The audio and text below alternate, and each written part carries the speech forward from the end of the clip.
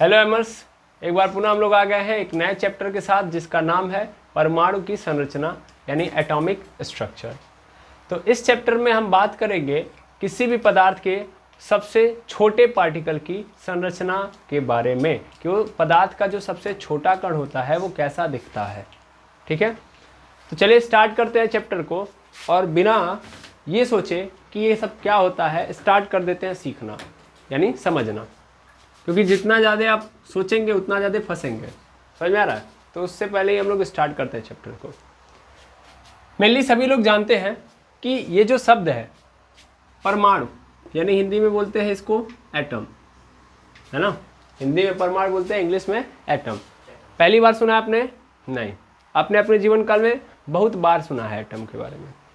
और ये सुना है कि एटम जो है इस धरती का सबसे स्मॉलेस्ट पार्टिकल है।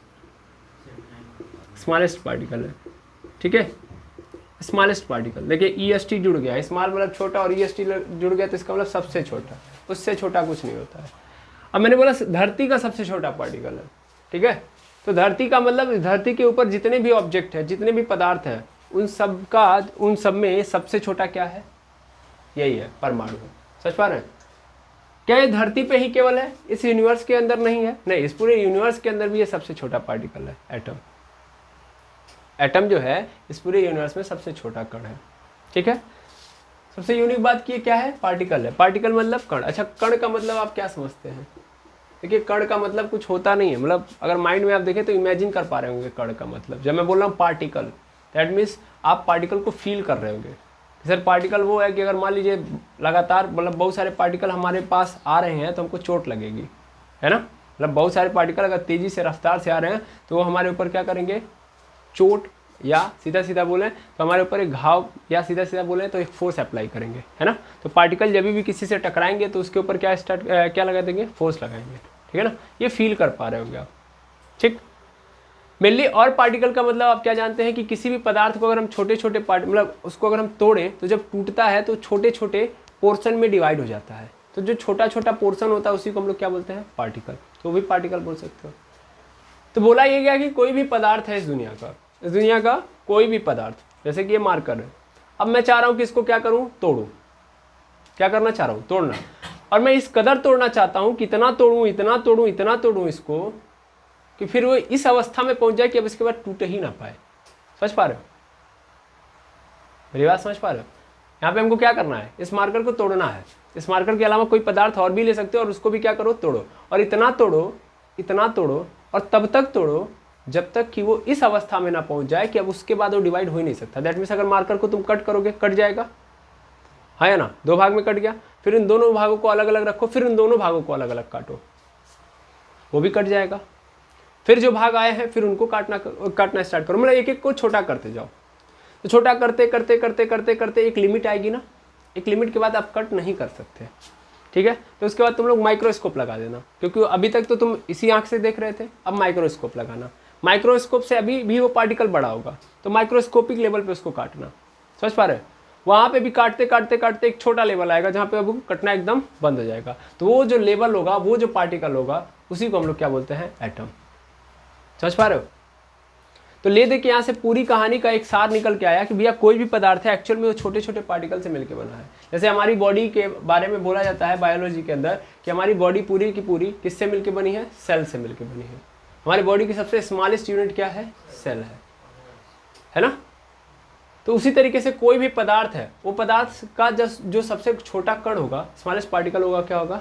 एटम, ठीक है। और देखो यार, एटम ही पूरा का पूरा मेन है, मतलब पूरा का पूरा हीरो है केमिस्ट्री का। देखो पूरी केमिस्ट्री इसी के अराउंड चल रही है। समझ पा रहे हैं?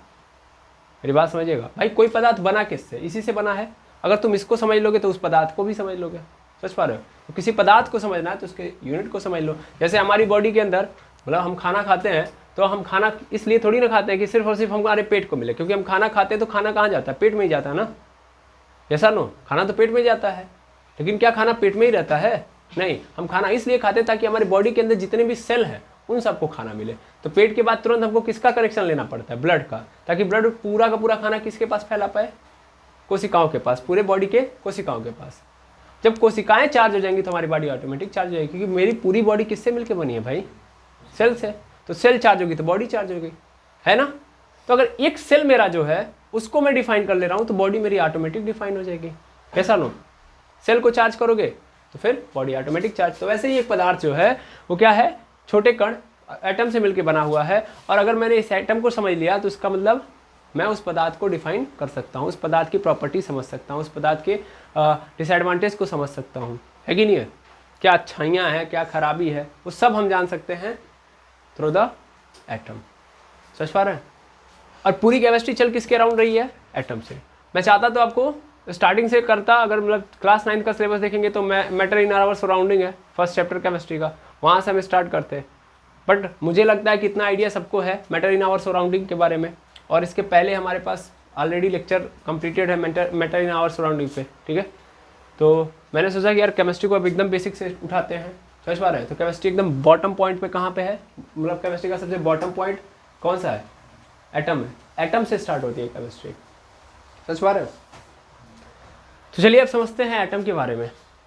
मेनली दुनिया जो है आज से स्टार्ट तो हुई नहीं है, हम तो आज 2024 के अंदर जी रहे हैं, लेकिन 2024 में दुनिया थोड़ी ना स्टार्ट हुई है, 2024 से स्टार्ट हुई है, करोड़ों साल पहले स्टार्ट हुई है कि नहीं है।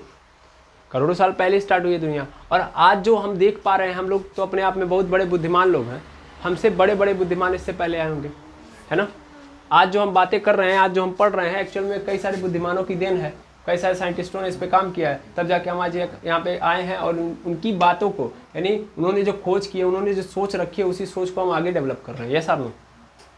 तो ले देके हमें उनकी सोच को ही समझना है। मेनली उन बुद्धिमानों का परमाणु के बारे में क्या सोचता है, इस चैप्टर में यही पढ़ेंगे। समझ पा रहे हैं। मेनली हम क्या समझेंगे, तो देखिए कई सारी बातें। सबसे पहले जो अलग अलग साइंटिस्ट थे, उन्होंने शुरुआती दौर में क्या क्या सोच रखी थी एटम के बारे में, ये देखेंगे। फिर उसके बाद किस तरीके से लोगों ने ये जानना चाहा कि यार एटम के अंदर का फंक्शन कैसा है। मतलब देखिए, हम जब सेल के बारे में बात करते हैं तो आपको पढ़ाया जाता है क्लास 9 के अंदर सेल का पूरा स्ट्रक्चर। क्लास 9 का फर्स्ट चैप्टर है fundamental unit of life, class 9 का है ना, फंडामेंटल यूनिट ऑफ लाइफ, जहाँ पे आपको सेल के स्ट्रक्चर डिफाइन किए जाते हैं। सेल के अंदर की कहानियों को, मतलब सेल के अंदर जितने भी फंक्शन हैं उन सबको बारीकी से पढ़ाया जाता है ना।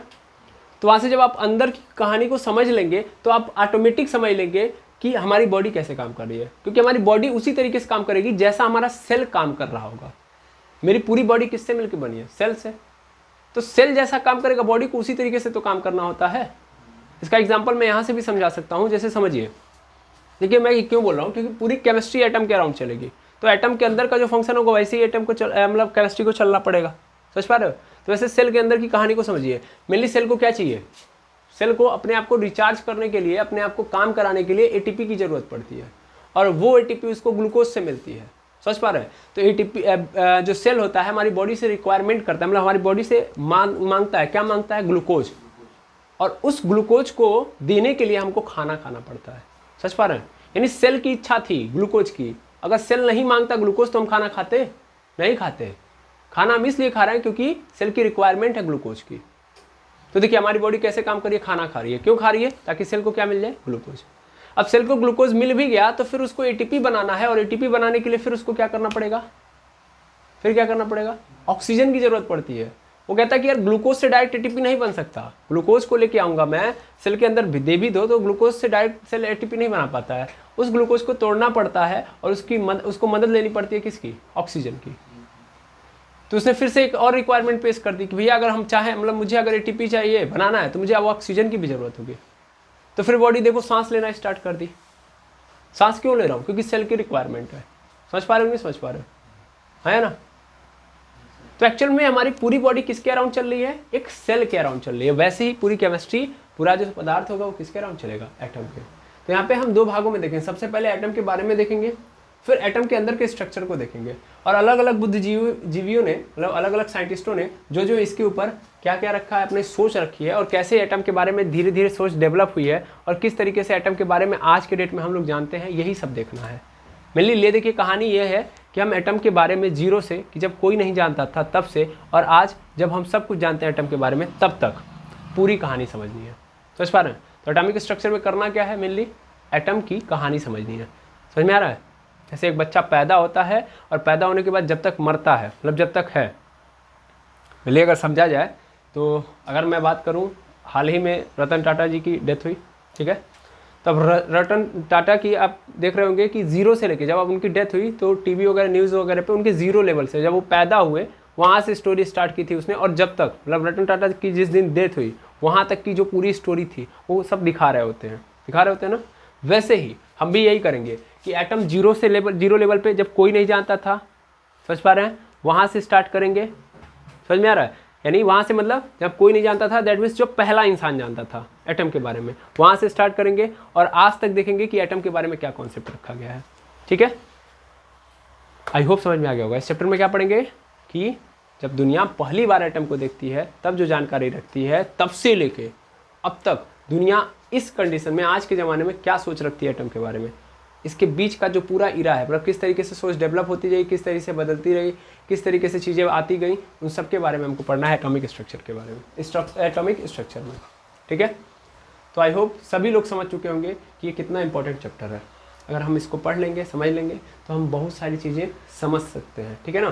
देखिए अगर मैं बात करूँ, एक मैं सत्यता भी आपको दिखाऊँ तो सत्यता ये भी है कि इम्पॉर्टेंट तो है, बहुत इंपॉर्टेंट है, क्योंकि एटम है इसमें तो इम्पॉर्टेंट है।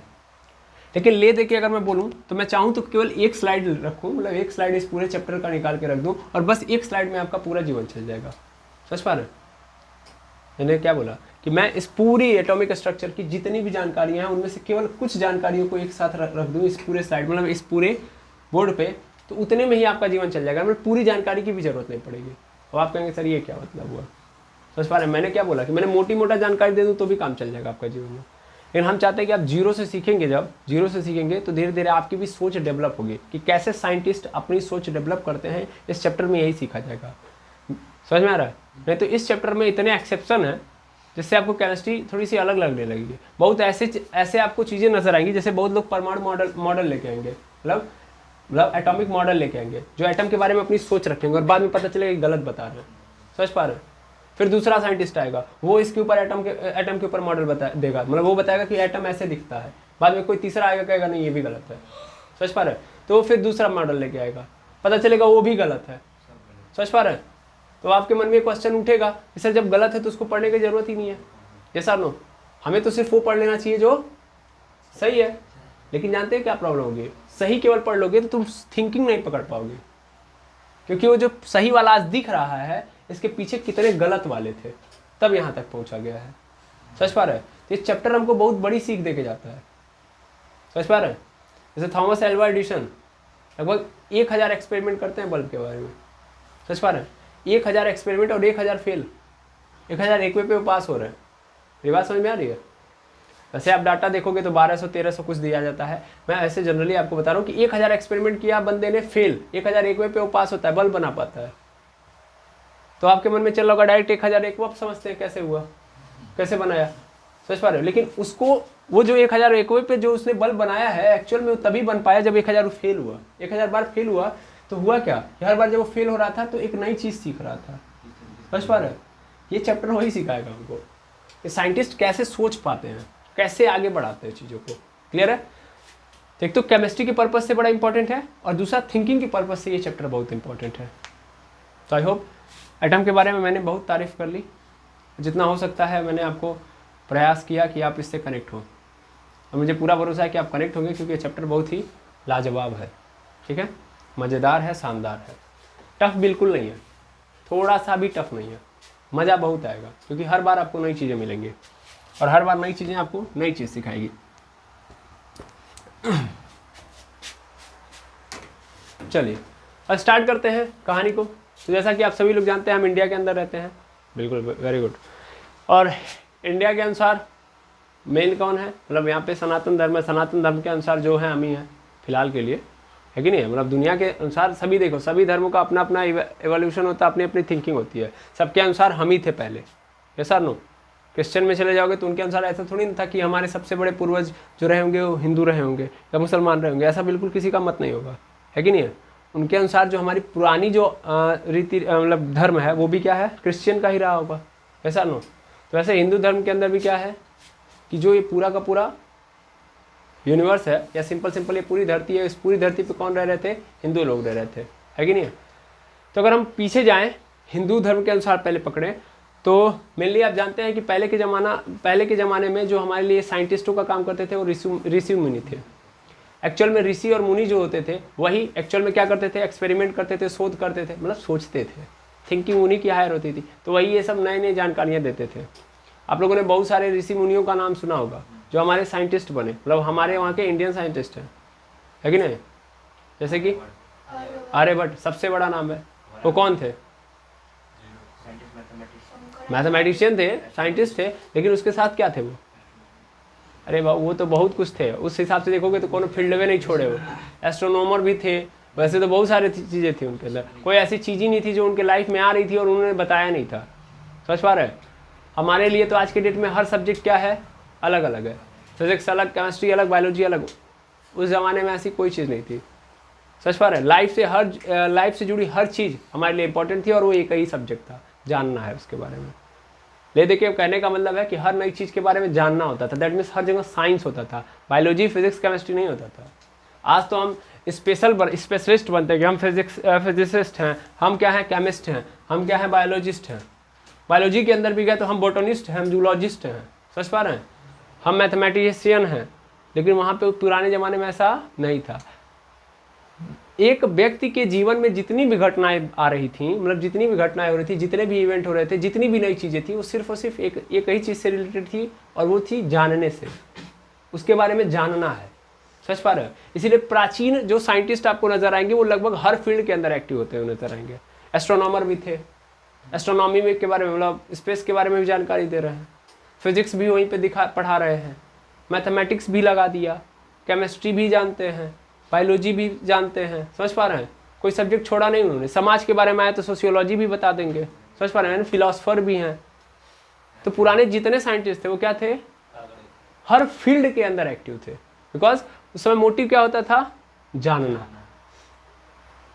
ठीक है ना? किसी के मन में ये नहीं चला था कि नहीं हम सिर्फ किसके बारे में जानेंगे, फिजिक्स केमिस्ट्री, नहीं, बिल्कुल नहीं, थोड़ा सा भी नहीं देखेंगे। मैथमेटिक्स ये तो मेरा फील्ड ही नहीं, मैं फिजिक्स हूँ, मैं फिजिसिस्ट, ऐसा बिल्कुल नहीं है। समझ पा रहे हैं? तो पुराना ज़माना कुछ अलग था। आज के ज़माने में चूंकि कॉम्प्लेक्स हो गई ये चीज़ें, तो अभी लोग क्या हो गए हैं, एक फील्ड के अंदर एक्टिव हो गए हैं ताकि वो एक ही फील्ड में ज़्यादा बड़ा काम कर पाएँ। अब मैं ये नहीं कह रहा हूँ कि पहले के लोग ज़्यादा बेटर थे, आज के लोग ख़राब हैं, ऐसी बात नहीं है। मेरे कहने का मोटिव अलग है, क्योंकि पहले की डेट में सोच अलग थी, आज की डेट में सोच अलग है। समझ पा रहे हैं? चलिए, तो हम ऋषि मुनियों के ज़माने से स्टार्ट करते हैं। ऋषि मुनियों के ज़माने से मतलब आप समझ रहे हैं कि मैं बहुत प्राचीन काल में जा चुका हूँ और एटम के बारे में सबसे पहली बार किसी ने बताया है, तो उसका नाम है महर्षि कणाद। महर्षि कणाद। महर्षि कणाद ने एक थिंकिंग डेवलप की अबाउट एटम। महर्षि कणाद ने एक थिंकिंग डेवलप की अबाउट एटम। इन्होंने एटम के बारे में क्या बताया, ध्यान दीजिएगा। मेनली महर्षि कणाद ने क्या बताया था, इसको समझिएगा। महर्षि कणाद ने बताया कि भैया जो पदार्थ है, कोई भी पदार्थ, इसको इंग्लिश में क्या बोलते हैं, सब्सटेंस या मैटर। ठीक है? मेनली एक बात यहाँ पे भी समझ लीजिएगा, पदार्थ किसे कहते हैं, क्योंकि हमारे आसपास बहुत सारी चीज़ें हैं, उन सबको हम लोग एक ही नाम देते हैं और वो नाम क्या है, सब्सटेंस या पदार्थ।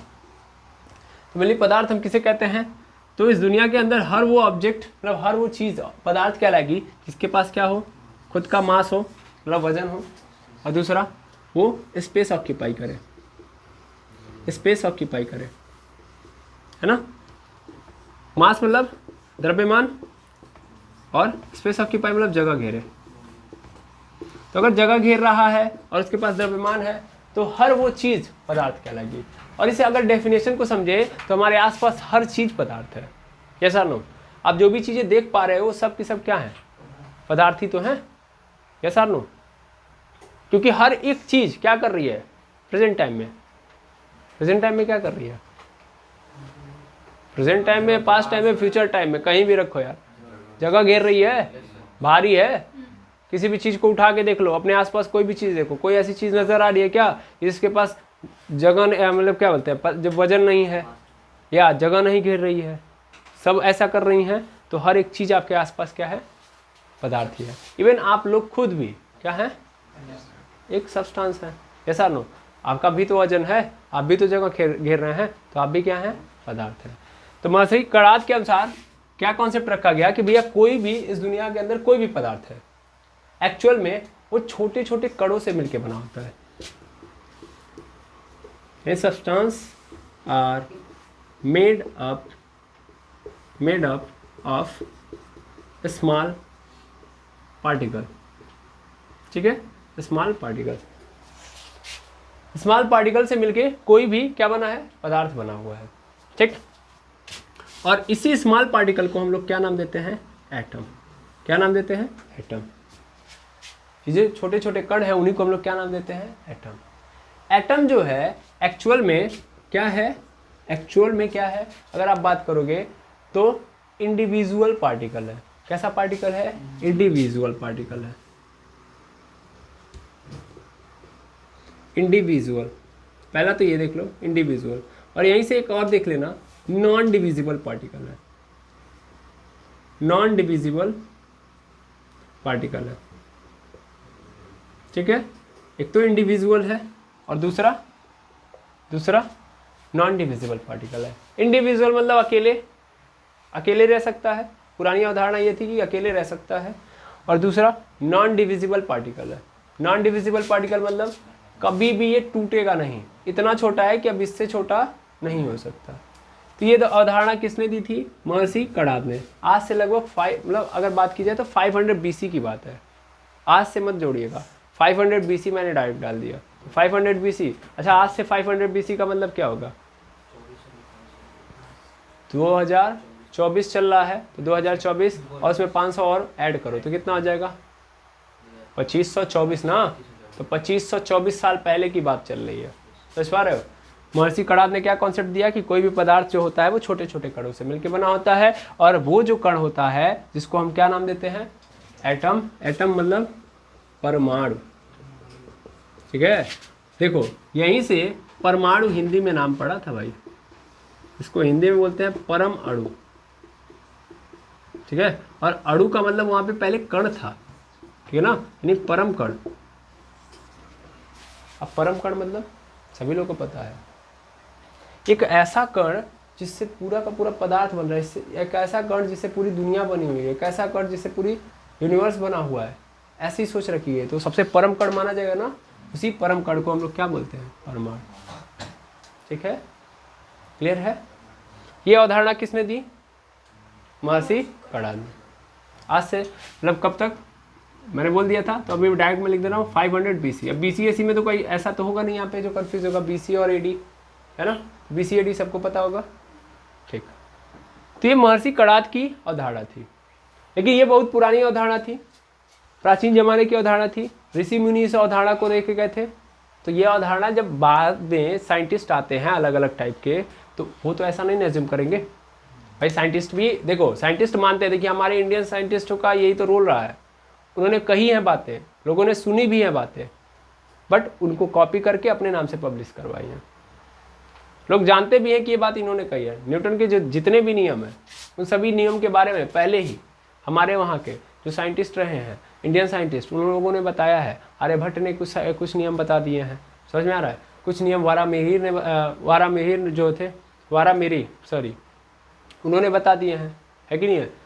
ब्रह्मगुप्त थे, वो बता दिए, बहुत सारे हमारे वहाँ थे, समझ पा रहे हैं। तो कई सारे अलग अलग साइंटिस्ट थे, अलग अलग फिलॉसफी थी। तो जो हमारे वहाँ पे देखिए, हमारा जो साइंस अभी आप देख पा रहे हो, ये मेनली कहाँ से आता है, ज़्यादातर इटली से आ रहा होता है, इंग्लैंड से आ रहा होता है, यहीं से तो आ रहा है, मेनली फ्रांस से आ रहा है। तो इधर के ही लोगों के, मतलब यूरोप से आता है। ले दे के बस सीधी सीधी बात करूँ तो साइंस ज़्यादातर आप जो पढ़ते हो उसके जितने भी साइंटिस्ट मिलेंगे वो कहाँ के मिलेंगे, यूरोपियन मिलेंगे, यूरोपियन साइंटिस्ट मिलेंगे, समझ पा रहे हैं। ऐसा नहीं है कि इंडियन साइंटिस्टों ने नहीं बताया, लेकिन इंडियन साइंटिस्टों ने जो भी बातें कही हैं उनको पब्लिश करवाने पे नाकाम रहे, बिकॉज उनके अंदर वो चीज़ थी ही नहीं जो आज के साइंटिस्टों के अंदर थी, समझ पा रहे हैं। यहाँ पे तो नेम और फेम की कहानी चल रही थी। नाम होगा, मतलब मैं अगर बताऊंगा तो मेरा नाम आएगा, और नाम के चक्कर में ज़्यादातर साइंटिस्टों ने क्या किया कि इंडियन साइंटिस्टों की बातों को दबा दिया और उनको अपने नाम के थ्रू पेटेंट करवा लिया। तो मेनली महर्षि कणाद ने ये बात बहुत पहले कर दी, लेकिन इसी बात को लास्ट में, मतलब जब नया युग आया तो उस नए युग के अंदर जॉन डाल्टन साहब ने कहा, मतलब महर्षि कणाद की ही बात को जॉन डाल्टन ने अपने शब्दों में कह दिया। तो जॉन डाल्टन सेकेंड नंबर पे आते हैं। सबसे पहले परमाणु के बारे में कौन बताता है? महर्षि कणाद। दूसरे नंबर पे आ जाते हैं जॉन डाल्टन। ठीक है। अब जॉन डाल्टन साहब जो थे, इन्होंने क्या किया? एटम के बारे में नई कहानी बताई। मेनली ज़्यादा कुछ नया नहीं बताया। सबसे पहला बताया ये कि it is a fundamental particle. क्या बताया? Fundamental particle. दूसरा ये बताया कि ये स्मॉलेस्ट पार्टिकल है, स्मॉलेस्ट पार्टिकल। ठीक है। और तीसरा बताया नॉन डिविजिबल पार्टिकल है, नॉन डिविजिबल पार्टिकल है। ठीक है। फंडामेंटल है, स्मॉलेस्ट है एंड नॉन डिविजिबल। फंडामेंटल का मतलब जहाँ पे भी फंडामेंटल लग जाता है, मैंने आपको पहले ही बताया है किस चीज़ का होना एकदम तय है। मतलब मैंने बोला है कि क्या बोलते हैं, अगर आप सीधी सीधी बात करोगे तो हम लोग बोलते हैं cell is the fundamental particle of life, या cell is the fundamental unit of life, ऐसे बोलते हो ना, fundamental unit of life. That means वो क्या बोल दिया कि लाइफ की फंडामेंटल यूनिट है। अब देखना, ये लाइफ, ये फंडामेंटल यूनिट। अब अगर ये यूनिट ना हो, देखो फंडामेंटल लगने से मतलब समझना, जिसके भी आगे फंडामेंटल लग गया, सेल के आगे क्या लग गया कि फंडामेंटल है, किसके लिए? लाइफ के लिए। तो इसका मतलब अगर सेल नहीं तो लाइफ नहीं, सीधा मतलब ये समझो। जिसके आगे फंडामेंटल लग गया, इसका मतलब क्या है कि अगर ये है तभी ये है, अगर ये नहीं तो ये नहीं। लाइफ फंडामेंटल, सेल क्या है? फंडामेंटल है, तो इसका मतलब सेल नहीं तो लाइफ नहीं। ऐसे ही जॉन डाल्टन साहब के अनुसार जो भी सब्सटेंस है, वो सब्सटेंस के अंदर अगर एटम नहीं तो सब्सटेंस नहीं। समझ में आया? इसलिए उन्होंने क्या बोल दिया? फंडामेंटल पार्टिकल है। क्लियर है? हिंदी में क्या बोलते हैं इसको? मूलभूत कण,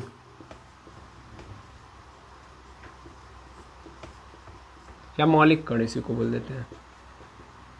ठीक है। जैसे हम लोगों को पढ़ाया जाता है कॉन्स्टिट्यूशन के अंदर फंडामेंटल राइट्स, है कि नहीं? अब फंडामेंटल राइट्स मतलब मौलिक अधिकार। अब अगर वो अधिकार ही नहीं तो इसका मतलब हमारे पास कोई अधिकार ही नहीं, तब कॉन्स्टिट्यूशन कैसा? तो कॉन्स्टिट्यूशन में हम लोग को अगर अधिकार शब्द की बात की है, फंडामेंटल राइट्स, तो ऐसे राइट्स जो फंडामेंटल है, अगर वो राइट्स नहीं, मतलब वो राइट्स नहीं, तो फिर कोई राइट्स के होने का कोई अर्थ ही नहीं है। समझ पा रहे हैं? आइए बात समझ में। जैसे freedom of speech, freedom of speech की एक व्यक्ति कहीं जो चाहे बोल सकता है, कहीं जो चाहे बोल सकता है, मतलब बोलने का अधिकार है, आपके अपने विचारों को प्रस्तुत करने का अधिकार है। लेकिन जो मैं पहली परिभाषा दिया हूँ, जो चाहे जहाँ बोल सकता है, वही उसका आज के डेट में मतलब यही है। समझ पा रहे हैं? बहुत सारे मीडिया ऐसे ही जीवन चला रहे हैं। मीडिया वालों का तो ऐसे ही चल रहा है ना, चूँकि मीडिया वाले जानते हैं कि फोर्थ पिलर माने जाते हैं कॉन्स्टिट्यूशन के। यस और नो? है कि नहीं? कॉन्स्टिट्यूशन मतलब मेनली 4 लोगों से चल रहा होता है। 4 लोग कौन कौन है? 3 लोग हैं पहले तो तीनों को आप जानते हो। लेजिस्लेटिव यानी लेजिस्लेचर जिसको बोलते हैं। दूसरा हाँ क्या हाँ अच्छा, हम कह रहे हैं क्या बता रहे हैं भाई आप। ठीक है, तो लेजिस्लेचर है, पार्लियामेंट है, और उसके बाद जुडिशरी है। ठीक है ना? और इसके बाद मतलब मेनली लेजिस्लेटिव होता है, एग्जीक्यूटिव होता है और जुडिशरी होता है। सीधा ऐसे समझो, लेजिस्लेटिव, एग्जीक्यूटिव एंड जुडिशरी, 3 लोग हो गए। अगर आप हिंदी में बोलेंगे तो विधायिका, कार्यपालिका और न्यायपालिका, 3 मेन है। इन्हीं तीनों से हमारा देश चल रहा है और हम चल रहे हैं। समझ पा रहे हैं? विधायिका यानी लेजिस्लेटिव क्या करती है? कानून बनाती है। पार्लियामेंट को मत डाले, पार्लियामेंट के अंदर ये काम हो रहा होता है। ठीक है ना? एग्जीक्यूटिव होता है, उसको बोलते हैं। ठीक है, तो लेजिस्लेटिव जो होते हैं, लेजिस्लेचर जो होता है वो क्या करता है? कानून पारित करता है। एग्जीक्यूटिव उसको मतलब पालन करवाता है, जो नियम बनता है उसको एक्ट में कौन लेके आता है? तो एग्जीक्यूटिव। और अगर आप नहीं मानेंगे तो उसके लिए न्याय करने के लिए न्यायपालिका, मतलब उसके लिए आपको दंड देने के लिए न्यायपालिका है। तो मेनली 3 लोगों से हमारा पूरा देश चल रहा है। समझ पा रहे हैं? और चौथे नंबर पे मीडिया को रखा गया। मीडिया बड़ा रोल निभाता है देश को चलाने में। समझ पा रहे हैं? लेकिन आज के डेट में अर्थ बड़ा अलग हो चुका है। पुराने ज़माने में देखिए, आज के डेट में भी एक सत्य बात है, जान लीजिए कि मीडिया 1 सेकेंड के अंदर गवर्नमेंट पलट सकती है। समझ पा रहे हैं? मतलब मीडिया के पास अगर देखा जाए तो इन तीनों के पास तो पावर है, लेकिन मीडिया के पास हमको लगता है आवश्यकता से अधिक पावर है। जितनी होनी चाहिए उससे भी अधिक पावर है। और इस पावर का यही कारण बन रहा है कि आज की डेट में दुरुपयोग हो रहा है। हमारे वहाँ की जो मीडिया है वो दुरुपयोग कर रही है इंडिया के अंदर। ऐसा नो, अगर सही टाइप से अगर हम न्यूज़ को दिखा, देखिए ऐसा नहीं, मैं सबको नहीं कह रहा हूँ, देखिए सब जगह पे एक्सेप्शन होता है, कुछ अच्छे हैं, लेकिन मैक्सिमम लोग अपने आप को डिस्टर्ब कर चुके हैं, वो समाज को जागरूक नहीं कर रहे हैं, समाज को आवश्यकता से अधिक जागरूक कर रहे हैं। समझ पा रहे हैं? चलिए हम उस पर नहीं जाएंगे, हम अपने काम पे आते हैं, अदरवाइज यहाँ पे फंस जाएगा मैटर। तो मेनली क्या है कि फंडामेंटल का मतलब समझ में आ गया, ठीक। अब फंडामेंटल पार्टिकल स्मॉलेस्ट पार्टिकल है, नॉन डिविजिबल पार्टिकल है, ठीक। इतनी बातें समझ में आ गई। किसने बोला? जॉन डॉल्टन साहब ने बोला। तो ये जो था कॉन्सेप्ट आप देख पा रहे होंगे कि महर्षि कणाद के द्वारा बनाया गया कॉन्सेप्ट है, और इसी को किसने बोला है? जॉन डॉल्टन साहब ने बोला है, कुछ नया नहीं बोला इन्होंने, है कि नहीं है? अच्छा, अब ये अवधारणा बहुत दिन तक चली। मेनली ये मान लिया गया कि कोई भी पदार्थ जो है किससे मिलके बना है? किससे मिलके बना है? एटम से, ठीक है। अब यहाँ से देखिएगा ध्यान से, मैं यहाँ पे कुछ बातें आपको समझाता हूँ, उसको समझिएगा। जॉन डॉल्टन साहब ने जो बातें कही उसको और थोड़ा सा डिटेल में समझते हैं। फंडामेंटल मतलब ये होगा तभी पदार्थ होगा। स्मॉलेस्ट मतलब सबसे छोटा, इससे छोटा कुछ होता ही नहीं है। नॉन डिविजिबल मतलब इसको हम तोड़ना चाहे तो टूटेगा नहीं, ठीक है। तो अब संरचना ऐसे बनी पदार्थ की, बोला ये गया कि देखो एटम है तो एटम मिलेंगे, एटम क्या करेंगे? मिलेंगे, और एटम मिल के क्या बनाएंगे? मॉलिक्यूल। क्या बनाएंगे? मॉलिक्यूल्स। और ये मॉलिक्यूल्स मिल के क्या बनाएंगे? मैटर या सब्सटेंस। अब मैटर और सब्सटेंस में कभी भटकिएगा मत, एक ही बात है। समझ पा रहे हैं? मैटर और सब्सटेंस इंग्लिश वर्ड है ना भाई, ऐसे समझो। इंग्लिश वर्ड में एक ही शब्द के मतलब एक ही बात को कहने के अलग अलग अर्थ मतलब मीनिंग्स होती हैं, है कि नहीं है? तो वही कहानी यहाँ पे रखी गई है, ठीक है। तो मैटर और सब्सटेंस दोनों का मतलब क्या होता है? पदार्थ ही होता है। तो मेनली आप समझ में आ गया होगा कि मैटर एक्चुअल में किससे मिलकर बना है? मॉलिक्यूल से। किससे मिलकर बना है? मॉलिक्यूल से। और मॉलिक्यूल्स किससे मिलकर बना है? एटम से। जैसे हम बॉडी को डिफाइन करते हैं, आया ना? बॉडी को कैसे डिफाइन करते हैं बताइए? बॉडी को हम डिफाइन करते हैं कि सबसे पहले क्या आएगा? सेल। सेल से क्या बनेगा? टिश्यू। टिश्यू से क्या बनेगा? ऑर्गन। ऑर्गन से क्या बनेगा? ऑर्गन सिस्टम, ठीक है। ऑर्गन सिस्टम, और ऑर्गन सिस्टम से मिलकर एक बॉडी बनेगी, ठीक है। तो ये स्ट्रक्चर होता है बॉडी का, बॉडी के बनने का।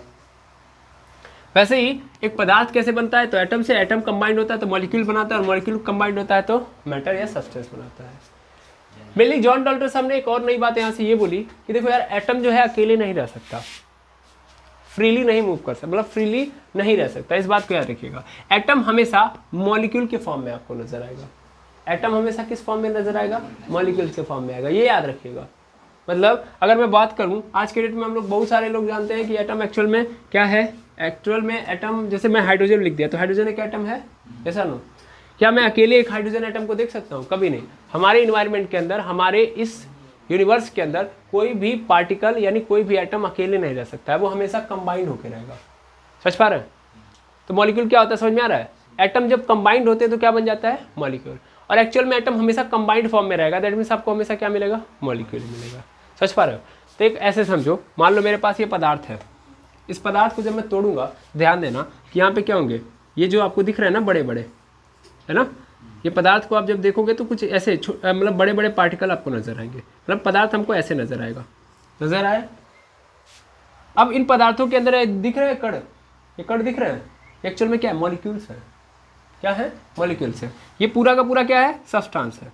ये पूरा का पूरा क्या है? सब्सटेंस। अब इसमें से कुछ भाग को निकालो, जैसे इतने भाग को निकाल लो, तो ये क्या निकाले हो तुम? मॉलिक्यूल्स को निकाले हो। ये क्या निकले हैं? मॉलिक्यूल्स निकल गए। देखना मैंने यहाँ पे बना दिया। अब ये मॉलिक्यूल्स हैं, ये मॉलिक्यूल्स आपस में क्या चिपके हुए हैं? किस फोर्स के थ्रू चिपके होते हैं भैया? Intermolecular attraction force. Intermolecular attraction force, attraction force, इसको थोड़ा ध्यान देंगे। इंटरमॉलिक्यूलर अट्रैक्शन फोर्स, अंतराणविक आकर्षण बल, यानी जो मॉलिक्यूल होते हैं वो अंतराणविक आकर्षण बल से जुड़े होते हैं। अब इनमें से भी मैं एक मॉलिक्यूल को उठाऊं तो इस मॉलिक्यूल के अंदर बहुत सारे, देखिए एक को मैंने उठाया, बहुत सारे क्या होंगे? एटम होंगे। मे भी 2 हो सकते हैं, 10 हो सकते हैं, फर्क नहीं पड़ता। समझ पा रहे हैं?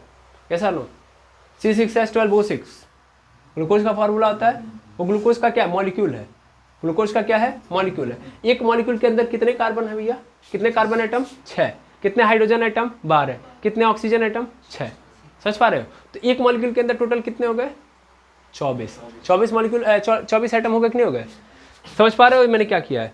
ये पूरा पदार्थ है, इस पदार्थ को तोड़ा तो किस में निकलेंगे, किस में मिलेंगे, मॉलिक्यूल के फॉर्म में। किस फॉर्म में, मॉलिक्यूल, मॉलिक्यूल के फॉर्म में, क्योंकि हमेशा पदार्थ जो होगा मॉलिक्यूल के फॉर्म में ही मिलेगा, मॉलिक्यूल्स के फॉर्म में मिलेंगे। और इन मॉलिक्यूल्स में से किसी एक मॉलिक्यूल को अगर मैं डिफाइन करूँ तो वो क्या है, एटम है। और एक मॉलिक्यूल्स के अंदर कितने एटम होंगे, बहुत सारे एटम होंगे। तो आई थिंक जॉन डाल्टन साहब के अनुसार आपको ये समझ में आ गया होगा कि पदार्थ बन कैसे रहा है। तो एटम मिलेगा क्या बनाएगा, मॉलिक्यूल्स, मॉलिक्यूल्स मिलेंगे तो क्या बनाएंगे, पदार्थ। एटम को हिंदी में बोलते हैं परमाणु, और इसको क्या बोलते हैं, अणु, और इसको बोल देते हैं पदार्थ। परमाणु मिलेगा तो अणु बनेगा, अणु मिलेगा तो पदार्थ बनेगा। कई सारे अणु यानी कई सारे मॉलिक्यूल्स आपस में किस फोर्स के थ्रू जुड़े होते हैं, इंटरमॉलिक्यूलर अट्रैक्शन फोर्स। ठीक है, यही बात आपको वहाँ पे पढ़ाई जाती है पहले वाले चैप्टर के अंदर। समझ पा रहे हैं, सॉलिड्स, लिक्विड एंड गैस। तो सॉलिड लिक्विड गैस के अंदर क्या होता है, किसका डिफरेंस होता है, इंटरमॉलिक्यूलर अट्रैक्शन फोर्स का। ज़्यादा होता है तो सॉलिड है, कम हो गया लिक्विड है, बहुत कम हो गया गैस है। समझ में आ रहा है, तो वही पदार्थ इंटरमॉलिक्यूलर अट्रैक्शन फोर्स पे काम कर रहा होता है। समझ में आ गया, आई होप ये बातें आपको समझ में आ गई होंगी, जॉन डाल्टन साहब ने जो कही हैं। तो अभी आज का बेसिक फंडा था, ठीक है। आई थिंक आपको कुछ कुछ बातें समझ में आई होंगी, अभी बहुत सारी बातें जाननी बाकी हैं, ठीक है। अभी तो हम लोगों ने सिर्फ और सिर्फ थोड़ी सी बातें समझी है, ठीक है। तो नेक्स्ट वीडियो के अंदर हम लोग प्रयास करेंगे थोड़ा सा लंबा लेक्चर लिया जाए और नई नई बातों को ज़्यादा सीखा जाए, ठीक है।